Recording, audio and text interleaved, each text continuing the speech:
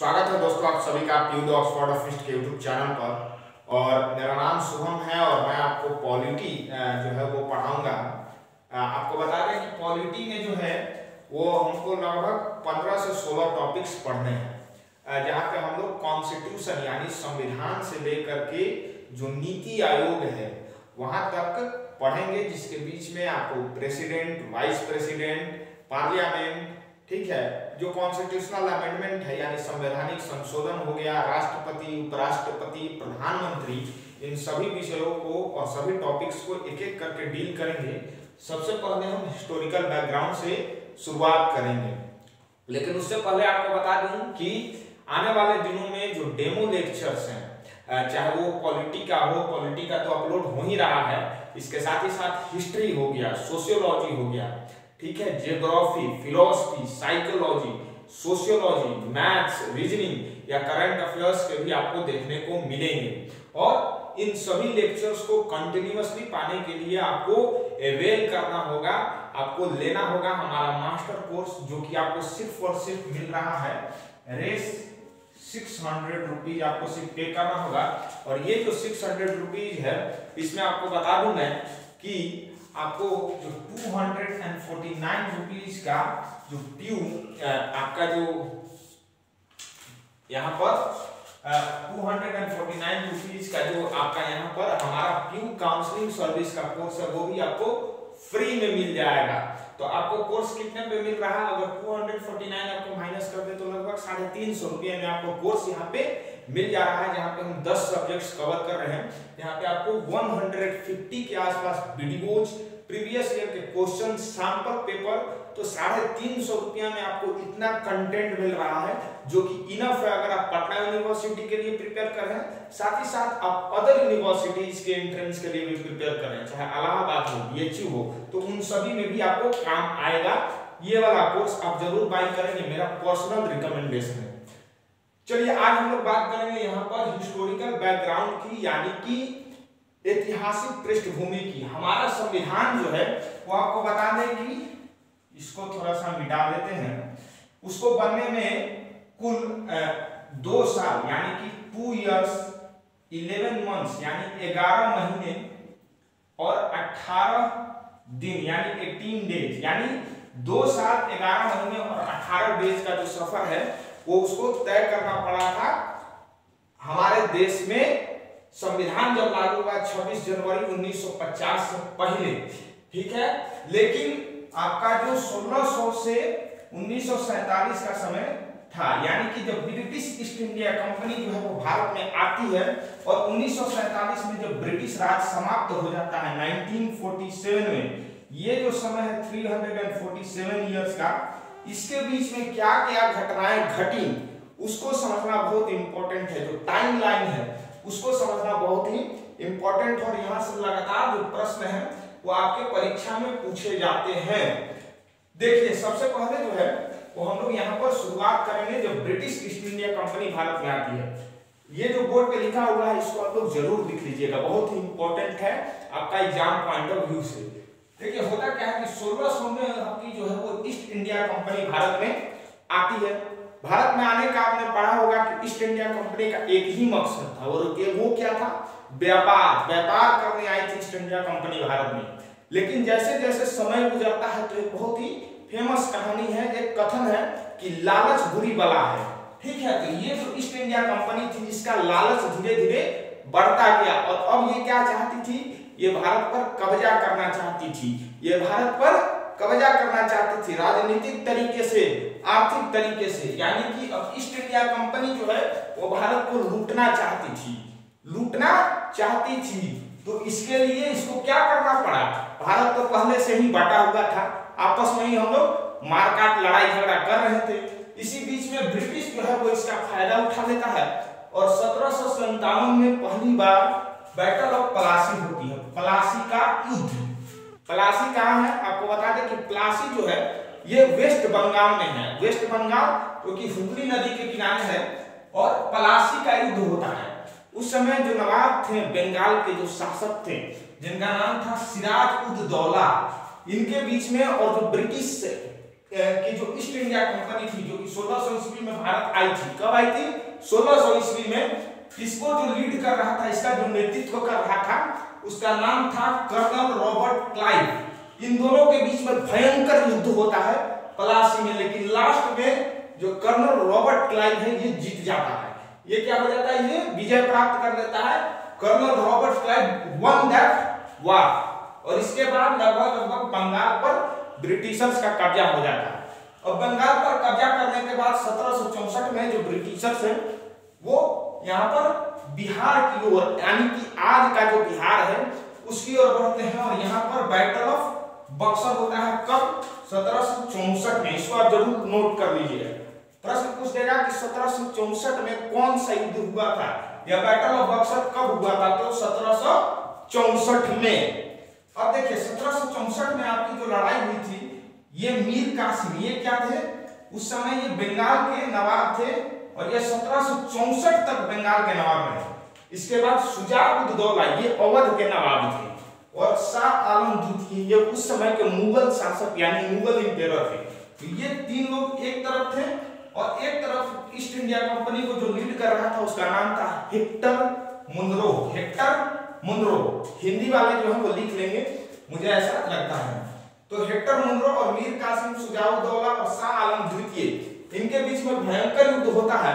लेकिन तीन जो है एक साथ मिलकर लड़े थे, इसके बावजूद भी ये युद्ध हेक्टर मुनरो से हार जाते हैं और बैटल ऑफ बक्सर में जो ब्रिटिश सेना थी उसकी विजय हो जाती है। अब देखिए क्या होता है कि 1764 का भी युद्ध जीत गए, 1757 वाला भी जीत गए। यानी इसके बाद एक तरह से आज का जो बंगाल, बिहार और उड़ीसा का क्षेत्र था उस पर ब्रिटिश जो थे उनका कब्जा हो गया। उनका क्या हो गया? कब्जा हो गया। तो अब देखिए क्या होता है कि क्रिकेट है T20 मैच है, उसको फिक्स है कि उसमें 20 ओवर होगा। वनडे है उसमें फिक्स 85 ओवर होगा। तो एक नियम है। उसी तरह किसी भी देश को चलाने के लिए, किसी भी संस्था को चलाने के लिए नियम कानून होते हैं। तो नियम कानून की अब आवश्यकता थी। एक भूभाग पर तो कब्जा कर लिया, एक टेरिटरी पर कब्जा कर लिया, अब उसको चलाने के लिए क्या चाहिए? नियम कानून चाहिए। तो वही नियम कानून जो है वो लेकर के आए 1764 और 1773। इसके बीच में लगभग 8-9 सालों का डिफरेंस है, यानी अंतर है। तो 1773 में लेकर के आता है रेगुलेटिंग एक्ट। इसका नाम क्या था? रेगुलेटिंग एक्ट, रेगुलेटिंग कानून। और 1773 में जो ये एक्ट आया था इसके बारे में आपको ज्यादा नहीं जानना है, क्योंकि एग्जाम में इसके अलावा कुछ ज्यादा नहीं पूछेगा। अगर आप पढ़िएगा तो साल भर पढ़ सकते हैं पॉलिटिक्स, लेकिन आपको उतना ही पढ़ना है जितना एग्जाम पॉइंट ऑफ व्यू से आपका इंपॉर्टेंट है। ठीक है, तो आपको बता दें कि जो वारन हेस्टिंग्स थे ये पहले गवर्नर जनरल बने थे बंगाल के। वारन हेस्टिंग्स, इसको नोट कर लीजिए। और इसके बाद इसी जो एक्ट था रेगुलेटिंग एक्ट 1773 के तहत सुप्रीम कोर्ट की स्थापना होती है कलकत्ता में। तो इन दोनों में से कोई भी तो प्रश्न हमसे पूछ लेगा कि बंगाल का प्रथम गवर्नर जनरल कौन था? तो वारन हेस्टिंग्स। सुप्रीम कोर्ट की स्थापना पहली बार कहां हुई? तो कलकत्ता में हुई थी। अब देखिए 1784 में फिर, यानी कि 1773 के 10 साल के बाद 1784 में दूसरा संविधान लेकर के आता है जिसका नाम था पिट्स इंडिया एक्ट। आपसे प्रश्न पूछा जा सकता है कि पिट्स इंडिया एक्ट कब आया था? तो 1784 में। इसके बाद फिर अलग अलग चार्टर एक्ट्स आते हैं। 1793 में आता है, 1813 में, 1833 और 1853। तो इसको आप नोट डाउन कर लीजिए, यहाँ पर जो है वो प्रश्न पूछे जाते हैं।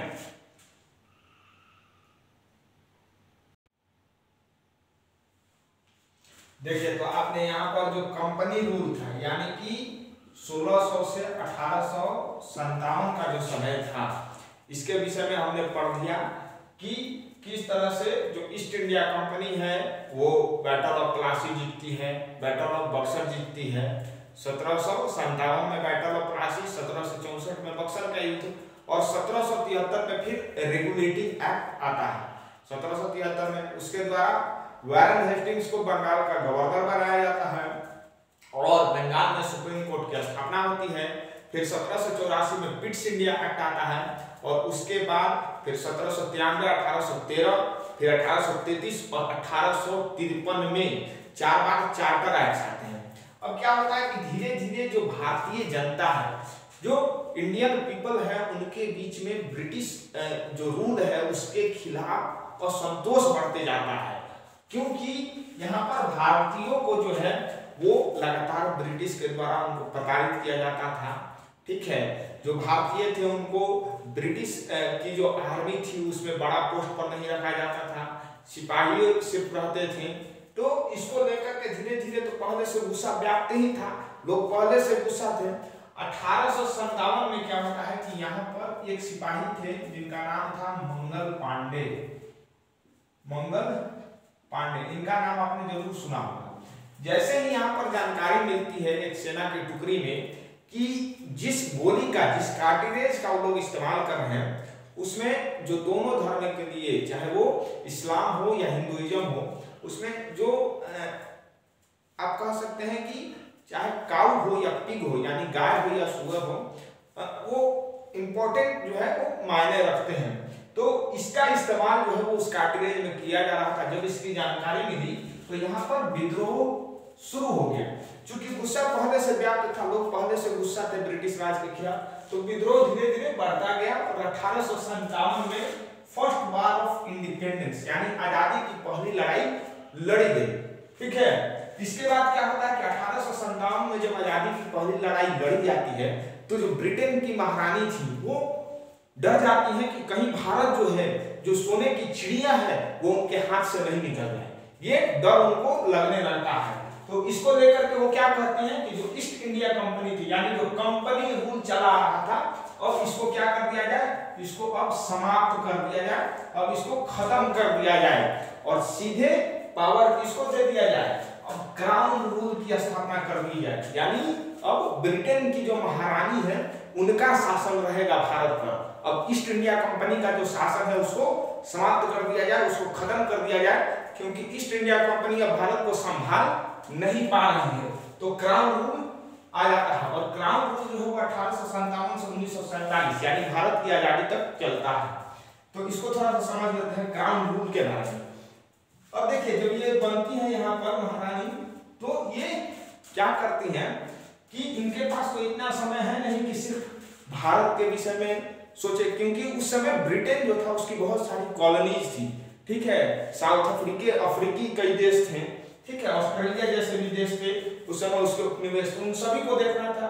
तो ये क्राउन रूल जो महारानी थी ये एक मंत्री यानी एक मिनिस्टर नियुक्त कर देती हैं, जिसका नाम था, जिस पोस्ट का आपको नाम बता दे रहा हूं उसका नाम था secretary of state for India.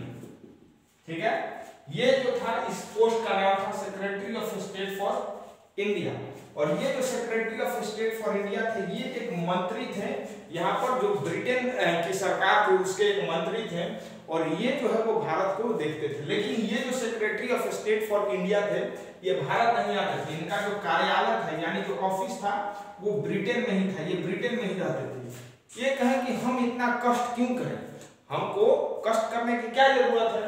ये क्या किए कि एक और आदमी को नियुक्त कर दिए कि आप जाइए और आप भारत में जो है वो शासन प्रशासन का जो कार्य है उसको देखिए, आप जो है भारत को चलाइए, भारत में क्या होना चाहिए क्या नहीं होना चाहिए इसका फैसला आप लीजिए, लेकिन हमसे सहमति जरूर लीजिएगा। तो ये एक अपना प्रतिनिधि भेज दिए, एक अपना प्रतिनिधि यानी कि रिप्रेजेंटेटिव भेज दिए, जिसका नाम रखा गया जिस पोस्ट का गवर्नर जनरल, इसको हम लोग वायसराय भी कह सकते हैं। ठीक है, तो इस तरह से जो है वो आपका सेक्रेटरी महारानी जो है वो नियुक्त की मंत्री को और मंत्री साहब नियुक्त कर दिए गवर्नर जनरल या वायसराय को। ठीक है, देखने के लिए तो अब देख लीजिए जो यहाँ पर गवर्नर जनरल थे या जो वायसराय थे ये भारत के लिए अलग अलग कानून लेकर के आते थे और उसमें इनकी भी सहमति रहती थी, जो मंत्री साहब थे उनकी भी सहमति रहती थी। तो 1858 में आता है, लेकिन 1861 में भी आया, 1893 में भी कानून आया, लेकिन जो एग्जाम पॉइंट ऑफ व्यू से महत्वपूर्ण है उसको हम लोग सिर्फ देखेंगे। तो 1909, 1919 और 1935 का जो इंडियन काउंसिल एक्ट 1909 और गवर्नमेंट ऑफ इंडिया एक्ट 1919 और 1935, ये तीनों जो है महत्वपूर्ण है, इसको हम लोग देख लेते हैं। देखिए यहाँ पर जो 1919 का आपका रिफॉर्म आया, इंडियन काउंसिल एक्ट 1909, इसमें एक बात आपको जरूर याद रखनी है, आपसे पूछ देगा कि मार्लो मिंटो रिफॉर्म्स कब आया था। ठीक है, मार्लो मिंटो रिफॉर्म्स कब आया था? तो देखिए मार्लो जो थे ना 1909 में ये मंत्री थे, ठीक है, मार्लो, ठीक है, और उस समय जो यहाँ पर गवर्नर जनरल थे यानी कि वायसराय थे, ये थे लॉर्ड मिंटो, लॉर्ड मिंटो। इसीलिए 1909 में ये जो कानून आया था ना, इंडियन काउंसिल एक्ट 1909, इसको मार्लो मिंटो के नाम से जाना जाता है। उसी तरह यहाँ पर जो 1919 का गवर्नमेंट ऑफ इंडिया एक्ट आया था, उस समय जो मंत्री थे, जो महारानी आपको बताया कि नियुक्त की थी भारत पर शासन रखने के लिए, और ये मंत्री साहब जो है वो नियुक्त कर दिए थे गवर्नर जनरल को। तो उस समय जो मंत्री थे उनका नाम था मॉन्टेग्यू, ठीक है, मॉन्टेग्यू। और जो यहाँ पर गवर्नर जनरल थे, जो वायसराय थे, वो थे चेम्सफोर्ड 1935 में, ठीक है। तो 1935 में यहाँ पर ये, तो यहाँ पर आपने देखा कि 1935 का जो गवर्नमेंट ऑफ इंडिया एक्ट था उसकी हमने चर्चा कर दी, 1919 की जो गवर्नमेंट एक्ट था उसका चर्चा कर दिया, और फिर 1909 में जो इंडियन काउंसिल एक्ट आया था उसकी भी बात करनी। और थोड़ा सा हम लोग जो इंडियन पर्सपेक्टिव है, यानी जो भारतीय दृष्टिकोण है, संविधान सभा का जो ऐतिहासिक पृष्ठभूमि में बता रहा हूँ, उसमें जो भारतीय दृष्टिकोण है उसको थोड़ा सा समझने का प्रयास करते हैं। और यहाँ से भी कई प्रश्न जो है वो देखा गया है कि लगातार जो है वो पूछे गए हैं अन्य कई विश्वविद्यालयों के एंट्रेंस में, और पटना विश्वविद्यालय के भी एंट्रेंस में पूछा गया है। तो इसको एक बार समझने का प्रयास करते हैं। देखिए आप देखते हैं कि 1915 में जो है वो यहाँ पर गांधी जी भारत आते हैं। 1915 में महात्मा गांधी भारत आते हैं, उनका इंडिया में अराइवल होता है। उसके बाद धीरे धीरे आप देखते हैं कि चंपारण सत्याग्रह, उसके बाद खेड़ा का जो सत्याग्रह हुआ, फिर आप देखते हैं कि अहमदाबाद में भी हुआ, और 1919 में जाकर के कहीं जो नॉन कोऑपरेशन मूवमेंट यानी असहयोग आंदोलन की जब शुरुआत होती है, तो गांधी जी एक तरह से धीरे धीरे राष्ट्रीय स्तर के नेता बनने लगते हैं। आज जिस तरह से आप देखते हैं कि प्रधानमंत्री नरेंद्र मोदी क्या है, राष्ट्रीय स्तर के नेता हैं, राहुल गांधी क्या है, राष्ट्रीय स्तर के नेता हैं। तो उस समय जो राष्ट्रीय स्तर के नेता थे वो धीरे धीरे महात्मा गांधी बनने लगे थे। भारतीय स्वतंत्रता संग्राम में उनकी एक अहम भूमिका बनने लगी थी।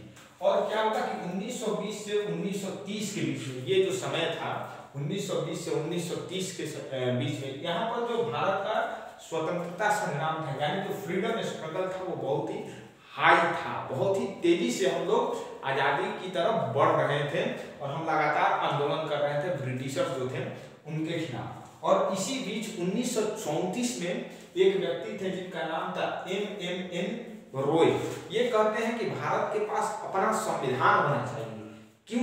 क्योंकि भारत एक स्वतंत्र देश जब बनेगा तो उसके पास एक अपना संविधान होना चाहिए। और हमारी मांग क्या थी? स्वतंत्रता, पूर्ण स्वराज की आप मांग देखते हैं कि 1930 में हो जाती है। तो यहाँ पर 1934 में MMN रॉय जो है ये कहते हैं कि हमको एक अपना संविधान चाहिए। और ये आप सोच रहे होंगे कि कौन है, तो ये जो है ना फाउंडर थे कम्युनिस्ट पार्टी ऑफ इंडिया के। कम्युनिस्ट पार्टी ऑफ इंडिया, आज कन्हैया कुमार का आप नाम सुने होंगे। कन्हैया कुमार जो है वो क्या है, कम्युनिस्ट पार्टी ऑफ इंडिया से है, CPI से है, या सीताराम येचुरी, इन सब का नाम आप सुने होंगे। लेकिन जैसे ही ये डिमांड करते हैं तो कांग्रेस सोचता है कि अरे आजादी के लिए लाठी हम खाए हैं, आंदोलन हम किए हैं, ठीक है, गाली हम सुने हैं, गोली हमको पड़ा है, और क्रेडिट किसको मिल जाएगा? क्रेडिट MMN रॉय को कैसे मिल सकता है? तो 1935 में भी कांग्रेस जो है वो डिमांड कर देती है कॉन्स्टिट्यूशन की, यानी संविधान की मांग कर देती है। क्योंकि कम्युनिस्ट पार्टी ऑफ इंडिया जो था ना, उतना कोई बड़ा पार्टी नहीं था, और कांग्रेस का जो मांग होता था उसका एक प्रभाव पड़ता था ब्रिटिशर्स पर, क्योंकि बहुत बड़ी पार्टी थी कांग्रेस पार्टी। तो 1935 में ये डिमांड कर देती है कि भारत का अपना संविधान होना चाहिए। फिर 1938 में कांग्रेस सोचती है कि अरे कहीं ब्रिटिशर्स ही अपने से कानून नहीं बना दे भारत के लिए।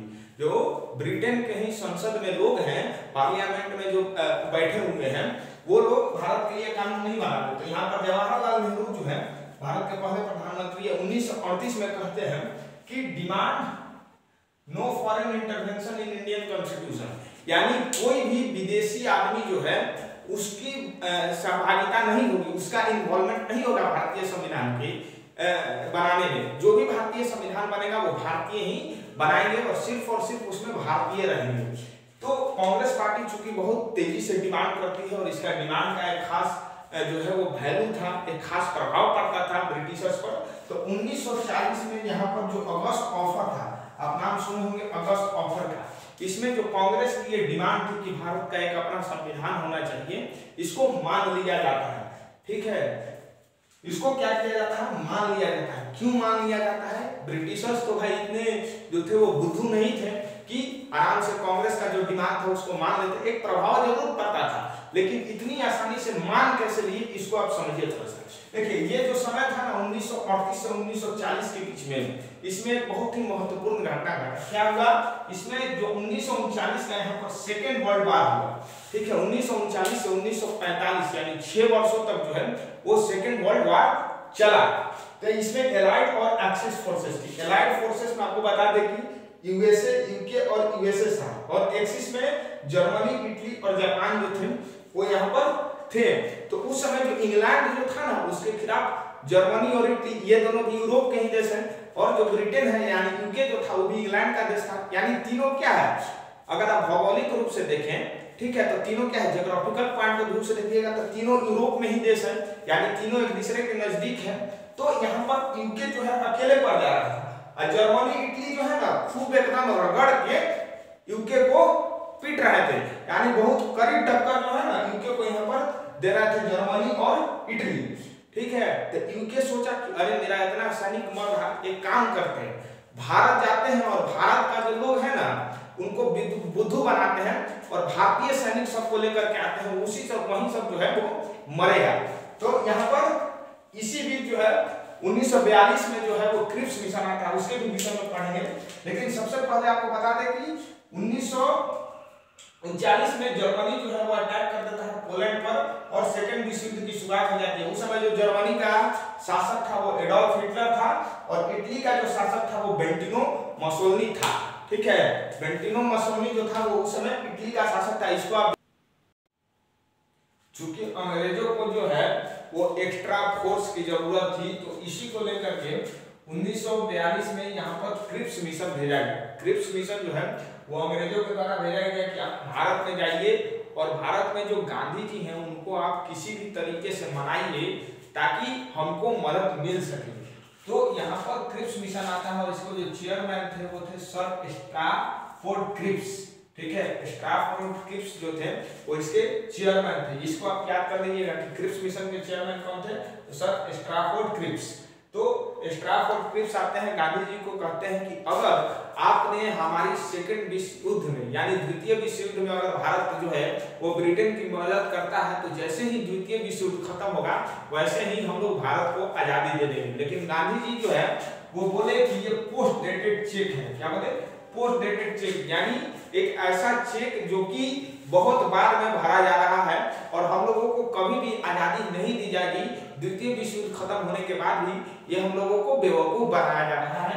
गांधी जी इस बात को समझ चुके थे और इसी को लेकर के उन्होंने सिर्फ एक ही बात बोला, क्विट इंडिया मूवमेंट, यानी भारत छोड़ो आंदोलन। अब कोई रास्ता नहीं है, अब अंग्रेजों को भारत छोड़ के जाना ही पड़ेगा। 1942 में गांधी जी ने ये कह दिया। इसी बीच क्या होता है कि मैंने आपको जैसे बताया कि जो इटली का शासक था, जो रूलर था, वो था बेंटिनो मसोलिनी। तो इसी बीच बेंटिनो मसोलिनी जो है वो भाग रहा था अपनी पत्नी के साथ, कहां? स्विट्जरलैंड भाग रहा था। उसको चारों तरफ से घेर लिया गया और इसको जो है वो 30 गोली 30 बुलेट्स मारा गया था और इसको चौराहा पर जो है वो टांग दिया गया था। जब हिटलर इसका स्थिति देखा मसोलिनी का, डर गया बेचारा। हिटलर जो है डर गया और ये क्या कर दिया, सुसाइड कर दिया अपनी गर्लफ्रेंड के साथ। हिटलर जो है वो सुसाइड कर देता है। इसके बाद क्या होता है कि आप देख रहे हैं कि जब नेता ही मर गया तो सेना कमजोर हो ही जाती है। तो यहाँ पर इटली और जर्मनी जो है वो एक तरह से कमजोर पड़ गया और इसके बाद अब हीरो कौन बन रहा था? तो जो जापान है ये हीरो बन रहा था। जापान जो है ना अपने आप को हीरो बन रहा था कि क्या किया कि अमेरिका का वो मिलिट्री बेस था, ठीक है, हवाई में, जिसका नाम था पर्ल हार्बर। ठीक है, पर्ल हार्बर पर ये क्या किया, हमला कर दिया। ठीक है, पर्ल हार्बर पर जो है ये हमला कर देता है अमेरिका जो है, और ये जो मिशन था इसका नाम था टोरा टोरा टोरा मिशन। ठीक है, टोरा टोरा टोरा मिशन के तहत जो है वो जापान अमेरिका का जो एक सैन्य अड्डा है पर्ल हार्बर, जिसका नाम था हवाई में जो था, उस पर हमला कर देता है और इसमें लगभग 3000 जो अमेरिकी सैनिक हैं वो मारे जाते हैं। 3000 अमेरिकी सैनिक मारे जाते हैं। तो उस समय जो अमेरिका का राष्ट्रपति था ना, उसका नाम था फ्रैंकलिन डी रूजवेल्ट। उसको जो है ना वो पैरालिसिस मार दिया था। वो बोला था कि जापान से ऐसे बदला लेंगे ना कि जापान याद रखेगा, उसकी पीढ़ियां याद रखेंगी। और उसी के बीच बाद जो है वो एटॉमिक अटैक होता है। अब देखते हैं कि 6 अगस्त 1945 को जो पहला बम था वो गिराया गया हिरोशिमा पर, जिसका नाम था लिटिल बॉय। ठीक है, और 9 अगस्त 1945 को दूसरा बम गिराया जाता है नागासाकी पर, जिसका नाम था फैट मैन। तो ये 2 बम गिराता है और इसके बाद जो जापान है वो सरेंडर कर देता है और इस तरह से जो द्वितीय विश्व युद्ध है वो समाप्त हो जाता है। लेकिन एक आप कहावत जो है वो सुने होंगे, बहुत फेमस कहावत है, जीत कर भी हार जाना। ठीक है, यही हाल हुआ किसका? यूके का द्वितीय विश्व युद्ध के बाद। यानी ब्रिटेन जो है वो जरूर यहाँ पर एलाइड फोर्सेस का पार्ट था। वो यूके जो था वो भले ही यूएसए और यूएसएसआर के साथ था, लेकिन द्वितीय विश्व युद्ध हार कर भी वो जीत गया और उसके पास इतनी जो थी वो संपत्ति नहीं बची थी, इतनी जो है वो ताकत नहीं बची थी कि जिस देशों पर उसने कब्जा किया था, जिस देशों को उसने उपनिवेश बनाया था, उस पर और शासन कर सके। और उसके बाद द्वितीय विश्व युद्ध खत्म होने के बाद एक एक करके ब्रिटेन जो है वो अपने उपनिवेशों को आजाद करने लगा। उसमें से भारत भी एक था। और फिर मई 1946 में जो है वो ब्रिटेन यहाँ पर कैबिनेट मिशन भेजता है।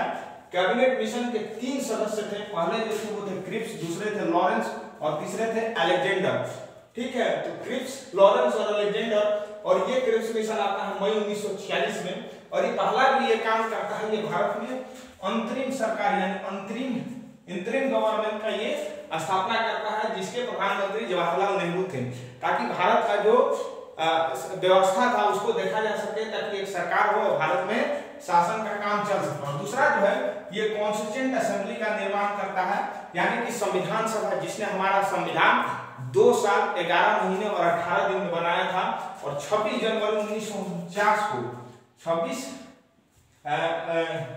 नवंबर 1949 को हमने जो है वो संविधान को एडॉप्ट किया था और 26 जनवरी 1950 को पूरी तरह से ये लागू हुआ था। अगला जो लेक्चर होगा उसमें हम लोग बात करेंगे यहाँ पर कॉन्स्टिट्यूएंट असेंबली जो है वो किस तरह से बनी, किस तरह से इसका चुनाव हुआ और फिर जो है इसका क्या रोल रहा हमारा संविधान को बनाने में।